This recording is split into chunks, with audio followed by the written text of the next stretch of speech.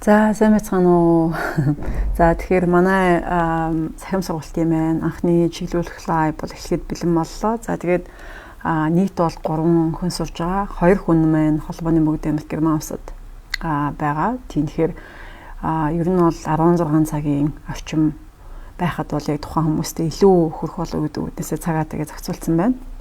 За сургалт маань нийтдээ 4 сарын 11-нд бол хугацаа нь бол дуусах байгаа. Тэгэхээр нийт 4 чиглүүлэх лайв зөвлөгөө байхаар бидний зохион байгуулсан байгаа. За тэгэхээр эхнийх маань эхэлж байна. За одоогийн байдлаар бол яг надад ямар нэг тийм хариулт хариултад явах тийм асуулт ч юм уу өгөөгүй. Тэгэхээр та бүхэн энэ лайвыг бас илүү өөртөө ашигтай ач холбогдолтой байхын тулд яг урьдчилаад нэг хэд хоногийн өмнө иймэрхүү яг энэ асуултанд дээр тухай хариу амаар байна. Эсвэл би энийг бас дутуу ойлгоод байна. Гэх мэтчлэн тийм комент байж болно, сэтэл байж болно. Тийм чөлөөтэй тэгэхээр энэ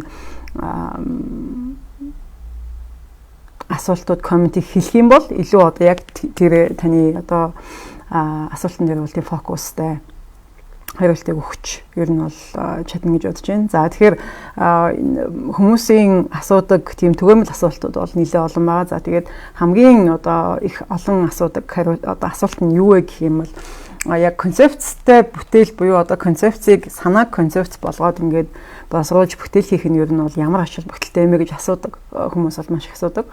Энэ сургалтыг явуулаад бид нар бас нэлийн одоо 5 жил гарсан болж байна. Тэгэхээр энэ хугацаанд бол нэлийн олон хүн суудсан янз янзын төвшөнтэй янз янзын бэкграундтай янз янзын бүтээлүүд хийдэг тим уран бүтээлчд мөн одоо оюутнууд байгаа, мөн одоо 20-30 жил бүтээлийг хийсэн ч хүмүүс байгаа. Тийм тэгэхээр янз янзын төвшингийн хүмүүс бол энэ асуултыг асуудаг. Тэгээд гол нь бол яг одоо би хийж байгаа ингээд юм хийгээд болж гинөө. Надад бол болж гин ингээд хүмүүс таалагдж гин. Дээрээс нь бүтээлээс худалдах боломжтой гэх мэтчлэн шалтгаануудыг бол хэлдэг. За тэгээд ер нь яагаад санааг заавал концепц болгож босруулах хэрэгтэй юм бэ? Эсвэл одоо их албатай юм уу те? Яагаад энэ мэдлэг надад хэрэгтэй юм бэ гэдэг асуултыг бол хүмүүс бол нэлээд асуудаг. За тэгэхээр эхний ээлжинд бол юу гэж би хэлэх вэ гэхээр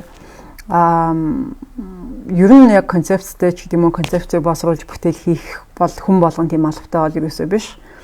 Энэ өөрөө бас яг тухайн одоо хүнээс маш их шалтгаалдаг зүйл байна. Яагаад тэгэхээр тухайн хугацааны турш одоо юу гэдэг нь 5 жил ч гэдэг юм 10 жил ч гэдэг юм уу бүтээл уран бүтээл туураад тэгээд юу гэдгийг өөрт нь сэтгэл ханамж бол одоо хангалттай байгаа тийм байгаа тохиолдолд бол магадгүй одоо энэ мэдлэг ч юм уу санааг заавал концепт болохгүй сэдв хөөгд бас явж болно. Тэр бол одоо тухайн үеийн хичээлөө юу чухал байгаа гэхээр жишээлбэл яг тухайн уран бүтээлчин ч юм уу тухайн оюутны байгаа байршил газар зүйн байршлал маш чухал байгаа. Яагаад айгүй чухал байгаа гэхээр жишээлбэл одоо би зүгээр яг одоо бас Германд байгаа 2 хүн байгаа болохоор Германы жишээ аваад явчих. Тэгэхээр Германд байгаа тохиолдолд Монголд байгаа тохиолдолд бол ерөнхийдөө бол хоорондоо бол маш зөрүүтэй байгаа. Тэгэхээр Монгол бол жишээлбэл зүгээр жишээ аваад ярихад наазахын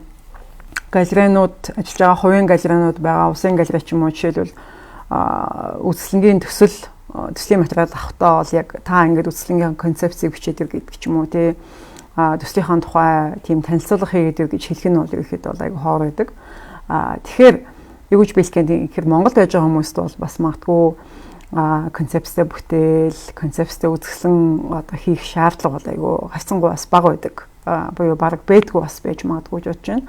Тэгэхээр бол энд байж байгаа бүтээлчд маань, энд байж байгаа хүмүүс маань концепцийн тухай бодоод ахны шаардлага байхгүй. Яг бол концепцийн тухай бодож илүү одоо даацтай сайн бүтээл хийх гэж бас их цаг зарах ч юм уу зардал гаргахсных бол бас бага байд юм шиг санагддаг. Мэдээж энэ дунд болоод яг илүү одоо өөрийнхөө одоо байж байгаа байдалд сэтгэл ханамжиндаа шууд сэтгэл ханахгүйгээр ингээд цаашаа илүүг бол хүсэж байгаа хүмүүс мэдээж эргүүл энд байгаа.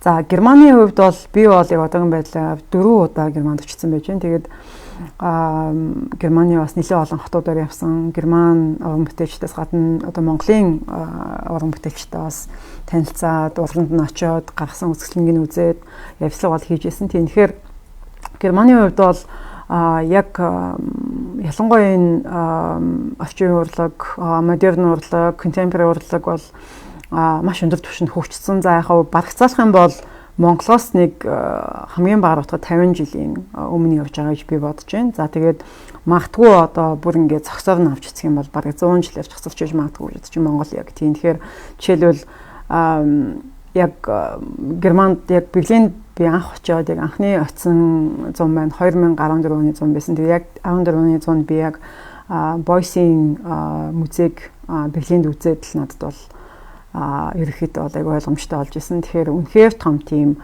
ялгаа байгаа юм байна. Тийм тэгэхээр энэ ялгааг одоо яг цаг хугацааны болон хөгжлийн ялгаа бол үнэхээр том. Тийм тэгэхээр магадгүй одоо яг Германд амьдарч байгаа, ажиллаж байгаа тэндээ бас одоо уран бүтээлийн гараа эхлэх гэж байгаа ч юм уу эсвэл уран бүтээлийн гараа эхэлсэн хүмүүсийн хувьд бол яг илүү концепцийг бодох, концепцийг босгож сурах шаардлага нь бол хамаагүй илүү байгаа гэж би бодож байна. За тэгэхээр нэгдүгээрт бол шаардлага бол юу гэж бэлгээд энэ хүн болгонд бол янз янз байх нь бол ойлгомжтой байгаад байна. Тэгээд энэ бол одоо заавал тэрх хэвээр ингэх хэвээр гэсэн тийм бол үнцэг бол ерөөсөө байхгүй.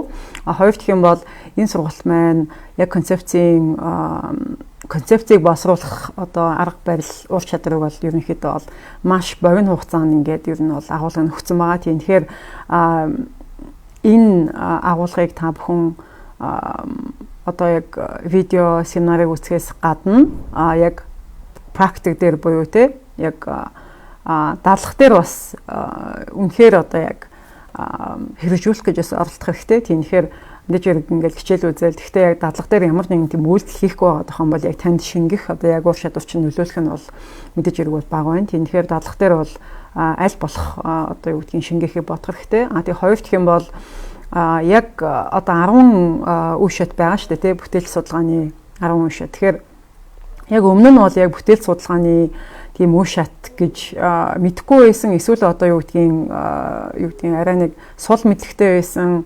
Тийм тохиолдолд бол шууд ингээд одоо 1-ээс 10 хүртэл ингэж дагах боломж бол айгүй бага байх гэж бодож байна. Тийм тэгэхээр юу гэж би хүмүүс зөвлөх вэ гэхээр эхний шууд ингээд юу гэдгийг жоохон системгүй явж байгаа. Тэгээд шууд за үе шат 1 дээр 2 дээр ингээд явна гэдэг бол бас айгүй тийм механик хүчилсэн байдалтай болж магадгүй.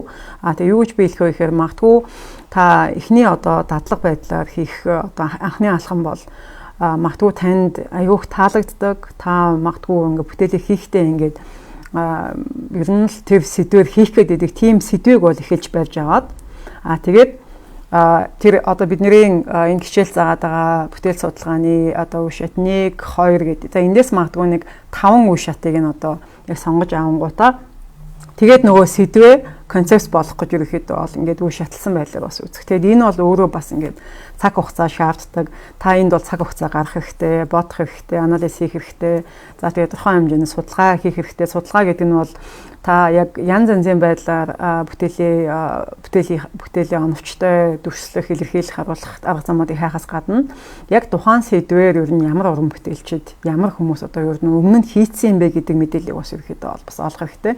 Яагаад тэгэхээр нэг талаасаа яг тухайн сэдв одоо юу ч байдгийн зүгээр би жишээ авчи одоо нэг айдас гэх сэдв бай гэж бодъё л да. За айдас гэдэг жишээлбэл сэдв айдас гэдэг яг үг нь бол одоо ингээд яг дангаар аваа сэдв болж таарад байна. Гэтэл айдас бол маш олон янз юм аа бол та бүхэн мэдж байгаа. Тийм тэгэхээр айдас гэдэг сэдвийг би одоо концепц болгохын тулд ингээд бас нэлээд хэсэг хугацаа зарах хэрэгтэй бол яагаад гэвэл тэ одоо хувь хүний айдас байна. За төсөөллийн айдасууд байж гин, бодит айдасууд байж гин. За тэгээд зарим хүмүүс бол одоо юу гэдгийг тийм зүүдэндээ маш их зүүдэлдэг янз янзын одоо аимшигтай ч юм уу айдас хүрхээр юм зүүдэлдэг. Эсвэл ямар нэг одоо яг тухай бодит юмнаас бол айдаг гэх юм уу. Энийг ингээд задлаад ингээд явах юм бол маш том задрах боломжтой. Тэгэхээр яг айдас гэдэг маань маш ерөнхий. Тэгээд зөвхөн сэдв тийм төдий байгаад байгаа гэсэн үг. Гэтэл концепц гэдэг маань юу болох вэ гэхээр жишээл одоо яг айдас гэдэг нь сэдв байлаа гэж бодох юм бол төсөөлийн айдас гэхээр энэ бол арай жоохон нарийсаа явж байгаа та бүхэн. Тэгэхээр төсөөлийн айдастай жишээл одоо бид нар жишээлбэл акул гэдэг одоо акулаас бол одоо юу гэдгийг ихэнх хүн л айдаг үлгүү тий болвол тэгэл амар олон шүттэй ч гэдэг юм уу тий. Гэтэл бол яг бодит энэ бол төсөөлийн айдастай. Яг бодит байдалтай яг бид нар яг акулд хазуулах ч юм уу тий ямар нэг эвсэл орох ер нь бол ихэнх хүн бол тийм эвслэх магадлал бол үнэхээр маш бага нь бол ойлгомжтой. Яагаад гэвэл би одоо Монгол жишээл амьдарч байгаа тохиолдолд хаанаас одоо ах бол намайг ярьж хацгав. Гэтэл энэ байна яг миний яг тархинд миний одоо үзсэн киноч байдаг юм уу юу ч байдаг ингээд нөлөөлсөн юм төсөөлийн айц байгаа даа. Тийм тэгэхээр энэ нөгөө өөрийнхөө одоо төсөөлийн айцыг ойлгохын тулд одоо түрүүний одоо бүтээл судалгааны үе шатуудад дурдаад байгаа энэ одоо үе одоо үе шатуудыг дамжуулах юмстай практик болон тэгээ яг энэ сэдвийг улам гүнзгийрүүлж ингээд судлах юм боломжийг бол өөртөө олох хэрэгтэй болно. Тэгэхээр энэ маань яг тухайн хүнээс шалтгаалаад ямар хэмжээний хугацаа зарцуулж чадах, ямар хэмжээний юу гэдгийг тодорхой хэмжээний зардал бас гарах магадлал бас байгаа. Та бүхэн бол мэдж байгаа. Тэгэхээр яг одоо концепцийн боловсруулалтын үед бол аль болох би бол юу гэж хэлдэг аль болох бага зардлаар аль болох одоо тийм үнэтэй материалаар гэхээсээ илүү аль болох ерөөхдөө бол бага зардлаар одоо туршилтуудыг бол хийх нь бол хамгийн зөв гэж бодож байна. Тэгээ яг одоо ямар шүү хэлбэртэй, ямар төрлийн, ямар юу илэрхийлэх гээд байгаа гэдэг тэр одоо концепцийн шийдлүүдийг олцсныхаа дараа магадгүй илүү одоо юу гэдгийг тухайн одоо бүтээлийн хэмжээ ч юм уу дамжаа ч юм уу материалын яг одоо олон нийтэд толиулах яг үзэсгэлэнтэй хийх ч юм уу эсвэл портфолиодоо хийх ийм төвшөнд бол магадгүй яг тухай зардал төсвийг бол ерөөхдөө бодох хэрэгтэй баг. Тийм тэгэхээр ихэнх тохиолдолд бол би бол за ер нь бол тэгэл цаас аврандаа тий усан бодог за тэгэл нэг гуаштай бүр хамгийн үнэтэй ярих юм бол акрилик байж хаад л ерөөхдөө бол энэ зүйлүүдийг шийдэх боломжтой. За мөн одоо маш олон тийм recycled материалууд бол бас байдаг болсон. Мөн яг хэрэглэх материалын тухайд бол бас маш чөлөөтэй байдаг. Одоо болцсон учраас та бүхэн хаанаасаа ч юм уу амьдарч байгаа очноос ч юм уу хаана ихтэйгээс бол ерөөхдөө бол хүмүүс хэрэглэхээ болцсон ч юм уу эсвэл ямар нэг одоо тийм материалыг дахин одоо recycle хийгээд тэгээд ашиглах боломжтой ийм үе бол ирсэн байгаа. Тэгэхээр нэлээд тийм нээлттэй байдлаар тэгээд өөрөө бас хязгаарлахгүй байдлаар тий одоо заавал ингээл аягүй тийм гоё ингээл үнэтэй тийм затан татаа дээрээс нь амар үнэтэй будгаар ингээл бутгаар ингээд бүтээл одоо сайн болно гэдэг зүйл бол ерөөхдөө бол байхгүй. Магадгүй тэр одоо яг хамгийн сүүлийн байдлаар гүйцэтгэлийг хийхээс өмнө яг концепц сэдвээ концепц болгоод ингээ илүү босруулад тийм одоо баг бэлтгэл ажил гэж юм хэлж болох гэдэг юм л та. Бэлтгэл ажлыг ингээ хийчих юм бол нөгөө сүүлийн гүйцэтгэл маань илүү чинавтай, илүү даацтай, тэгээ илүү бас цаг хугацааг даван туулах ийм чинавтай тийм бүтээл болох юм болов гэж бол би үзэж байна. За тэгээд нэг талаасаа одоо юу гэдгийг концепц гэдэг нь концепцтэй бүтээл гэдэг нь бас ингээд ихэнх хүмүүс аюутан ташаа ойлголттой байдаг нь юу вэ гэхээр та бүхэн бол нөгөө high aft гэдэг бол одоо ойлголтыг бол мэдж байгаа. High aft гэдэг маань ерөөхдөө бол дээд одоо юу гэдэг махчлах юм бол одоо монголоор дээд урлаг гэж хэлж болно. Тэгэхээр дээд урлаг гэдэг маань ямар утгатай үг вэ гэхээр ер нь бол хүн ойлгох байхгүй. За тэгэхээр хүн одоо тийм элитүүд баячууд ойлгодог ч юм уу эсвэл одоо тийм музей галерейгаар явж байдаг одоо тийм л одоо бүтээлүүдийг одоо юу гэдэг high aft гэж бас тэгэж категорчлох гэдэг. За миний бодлоор бол тэгэж категорчлах тийм дуртай биш. Энэ категорчлалт ер нь бол тийм дуртай байдаггүй. Яагаад вэ гэхээр яг тэр бол яг магадгүй нөгөө бүтээлийг үнд хүрэх гээд байгаа бүтээлийг одоо ачаал бүтэлтэй болох гээд байгаа тэр дунд нь байж байгаа хүмүүсийн л илүү ашиг сонголтын асуудал байдаг гэж боддог. За уран бүтээлчийн талаас ингээд үзэх юм бол би бол одоо хүртэл бас их олон одоо уран бүтээлчтэй таарлцсан, ярилцсан, явслаг авсан, санал бодлоо хуваалцаж исэн. Тэгэхээр энэ дунд бол үнэхээр за 199% нь бол үнэхээр сайн бүтээл хийл гэж боддог. Тэгснээс биш одоо би бол за магадгүй 1% нь одоо юу гэдгийг ер нь бол жоохон бүтээлийн үн хөрөхийн тулд нэг иймэрхүү юм хийвэл яхаа гэдэг ч юм уу тиймэрхүү нэг юм ярьжсэн. Гэхдээ 99% нь бол би хүн таалагдах гэхээс илүү би өөртөө таалагдсан, өөрийнхөө сэтгэлд хүрсэн тийм сайн бүтээл хий гэж боддог л хүмүүс байдаг. Ихэнх тохиолдолд. Тийм тэгэхээр сайн бүтээл гэдэг нь бас юу юм бэ? Тэ яг сайн бүтээл хийхийн тулд яг одоо ямар тийм одоо нөхцлүүд бол бүрдсэн байх хэрэгтэй юм бэ гэдэг бас нэг өөр нэг асуулт бол явчихж байгаа. Тийм тэгэхээр юу гэж биелэх гээд байна гэхээр энэ сайн бүтээл гаргах, чанартай бүтээл гаргах, даацтай бүтээл гаргах гэдэг бол эхнээсээ яг тухайн уран бүтээлчийн хувьд бол их сэтгэлгээний бас асуудал байгаа даа. Тийм тэгэхээр сэтгэлгээний асуудал гэдэг нь тухайн уран бүтээлч маань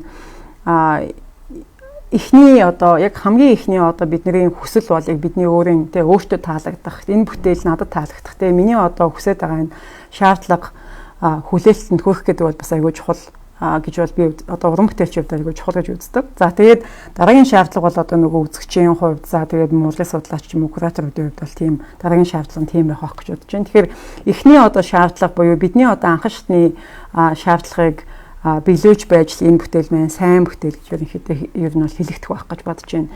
За тэгээд энэ сайн бүтээл концепц хоёрын хооронд нь ингээд уялдуулаад би ингээд бодох юм бол бүтээл болгон концепцтэй байх албатай гэж би бол хэлэхгүй яа. Тэгэхээр зарим одоо энэ дөрсөх урлагийн үе шатууд энэ түүхийг ингээд буцаа харахад зарим тохиолдолд бол бүтээл даа ялангуяа одоо 20 дахь зуунаас өмнөх үеийн бүтээлүүд бол магадгүй концепц бол илүү ярих гэхээсээ илүү тухайн уран бүтээлчийн ур чадвар, гоо зүй мэдрэмж одоо мастерство гэж ярьдаг тийм арс хэлдэг. Тэр нь бол яг тухайн уран бүтээлчийн уран сайхны ур чадварыг хэлж байгаа. Тэгэхээр тийм талыг нь бол илүү хараад. За нөгөө тал нь бол одоо юу гэдгийг олон нийтэд илүү таалагдсан, олон нийт одоо таашаадаг. За тэгэхээр олон нийт таашаадаг бол зөндөө олон бүтээлүүдийг бол та бүхэн мэднэ. За тэгээд Германд бол мэдээж хэрэг бол маш олон бүтээлүүд галерейнууд, музейнууд бол байдаг. Тийм тэгэхээр энд бол одоо олон нийт таашаагддаг, олон нийт энэ том байгууллагууд бол өөрсдийнхөө цаан хамрагт ингээ худалдаа авсан бүтээлүүд бас их хвчлэн байгаад байдаг. За тэгээд яг одоо амьдарч байгаа орчин үеийн энэ шинэ зуунд амьдарч байгаа уран бүтээлчдийн хувьд бол хамгийн чухал зүйл нь бол бас юу болж харагдаад байгаа юм гэхээр за концепц гэдэг зүйлийг бол үнэхээр бас ингээд мэдхгүй бол бас болохгүй очиад байна. Дээрээс нь босруу сурахгүй бол бас ингээд болохгүй нэг юм болохгүй гэхээсээ илүү шаардлага нь айгүй тийм болчиход байна л да. Жишээл одоо юу гэдгийг хичнээн мянган одоо олон улсын хөтөлбөр, резиденц хөтөлбөр гэл ингээд зөндөл ол юм байж байгаа та бүхэн бол мэдж байгаа. Тийм гэтэл тэнд юу асуудаг вэ? Тэнд одоо материал дээр нь юу асуудаг вэ? Та мэдж байгаа. Тэгээ за яг хуу нэг танилцуулга маягийн юм. Таны тухай танилцуулганы 200-300 асуудаг. За тэгээд дараагийнх нь бол юу асуудаг вэ гэхээр таны одоо уран бүтээлийн концепцийн тухай. Тэгээ та юу бодож эдийн бүтээлээ хийдэг, ямар утга учиртай гэх мэтчлэн одоо яг концепцийн тухай л асуудаг. Тийм тэгэхээр одоо тэрийг бол artist statement гэж ерөнхийдөө бол яриад байгаа. Тэгээд artist statement-ийг бичихын тулд artist statement-тэй байхын тулд та өөрийн гэсэн концепцтэй байх хэрэгтэй болчихж байгаа. Тэгэхээр юу гэдгийг тэнд бол за би ингээд зүгээр жишээ авч ярьж байгаа шүү. Тийм би ингээд байгаль зурх дуртай юм гэд ингээд бичээд явуулчих бол мэдээж хангалттай биш болчиход байна.